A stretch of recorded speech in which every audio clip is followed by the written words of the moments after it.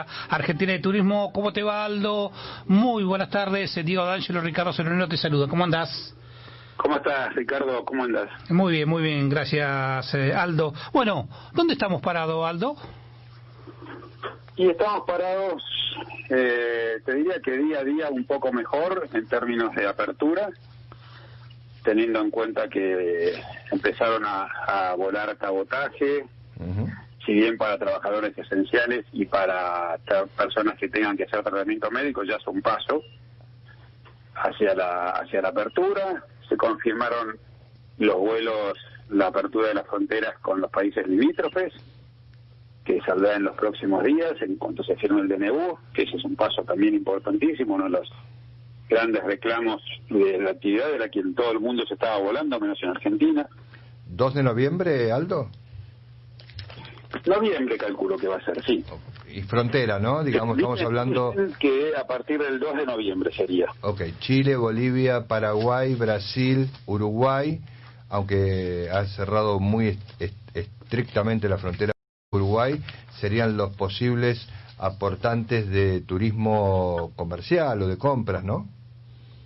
Sí, yo creo, esto lo hemos hablado en algún otro momento. El turismo es circular, no funciona el turismo de un solo lado. Con lo cual vamos a ver cómo responde a eso. Por lo pronto, el único país que está cerrado al movimiento es Uruguay, en lo concreto. La verdad es que Uruguay vio con muchísima preocupación la apertura de Argentina. Uruguay, sus dos grandes proveedores de turistas son Argentina en primer orden y después Brasil. Y en los dos casos la situación sanitaria es mala, con lo cual es razonable que ellos estén cerrando sus fronteras en este momento. Pero por eso digo, vamos a ver cómo se presenta la situación y a partir de ahí, bueno, tendremos un panorama distinto, pero realmente creo que Argentina tenía que abrir sus fronteras, o tiene que abrirlas, como las tienen abiertas la mayoría de los países del mundo, ¿no? No es que estemos haciendo algo en contra de lo que hace la mayoría. ¿Va a haber cuarentena para los turistas que arriben o no? ¿O solo se le pedirá el PCR? No, según lo que leí, va a haber el pedido del PCR, pero sin cuarentena. Claro. Nadie, olvídate que vaya a venir alguien a hacer cuarentena de Argentina.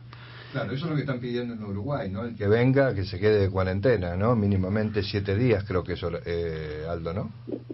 Sí, y Uruguay lo que va a hacer para los turistas uruguayos que quieran ir a la Argentina, que quieran venir a la Argentina, les va a exigir cuarentena a su vuelta. Claro. Te quiero hacer una consulta con relación al previaje, porque hemos escuchado mucho, escuchamos un arranque muy fuerte en cuanto a cantidad de ventas. ¿Cómo fue esa curva? ¿Fue increyendo en cuanto a ventas de previaje o se paralizó por alguna razón? No, se paralizó o se demoró, si querés. ¿Sí?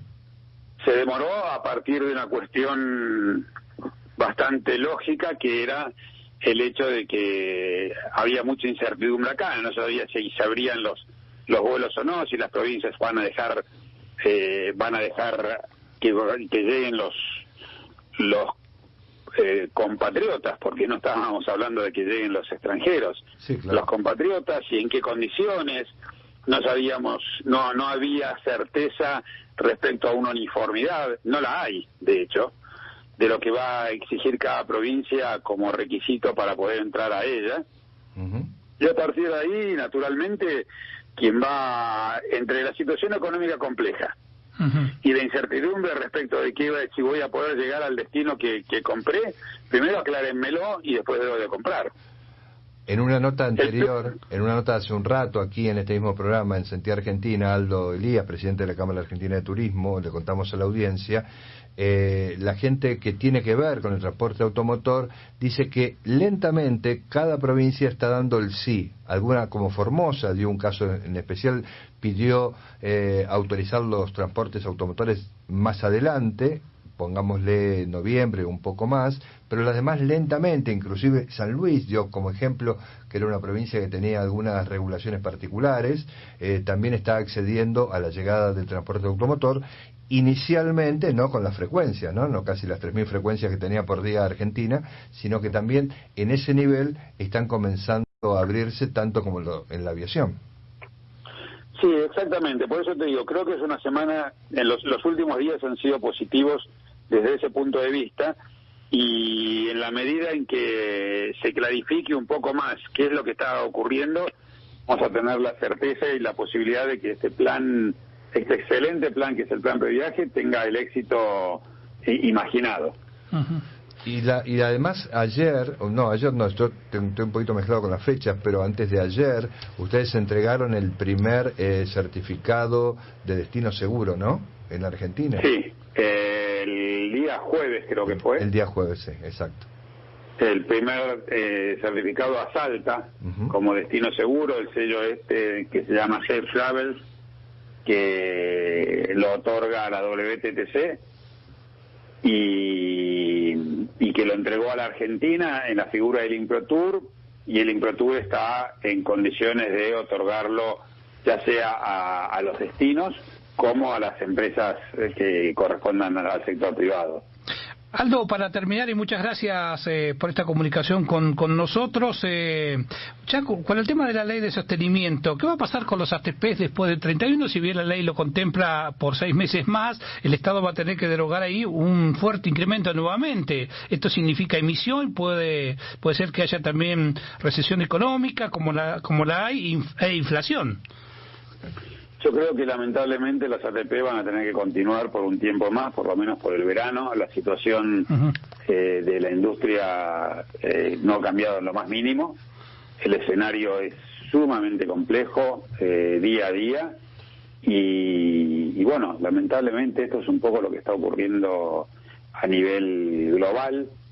Vos fijate lo que puede significar para Uruguay el no cerrar las fronteras y no poder recibir turistas del exterior. Claramente. Va a generar un problema similar. O sea, estamos en medio de una crisis histórica y como tal las medidas que hay que tomar también tienen que ser históricas. Lamentablemente, como dije alguna vez, hemos emitido tantas veces por motivos tan poco relevantes que hacerlo por este tipo de motivos que prácticamente es la primera vez en la historia del turismo que pasa una cosa así.